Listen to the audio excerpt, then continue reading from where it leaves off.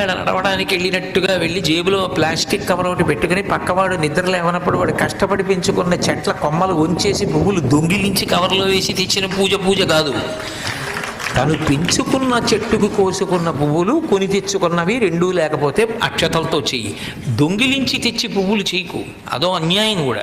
ఆయనంత కష్టపడి పెంచుకొని తెల్లారేటప్పటికీ జుట్టు పట్టు కొంచేసినట్టుగా నువ్వు పెంచలేదుగా చెట్టు, గోడ మించి వంచేసి పువ్వులన్నీ పెరికేసి కొమ్మ వదిలేస్తే అది భళ్ళున పైకి లేచి హారి దుర్మార్గుడా అన్నట్టు మించుంటుంది.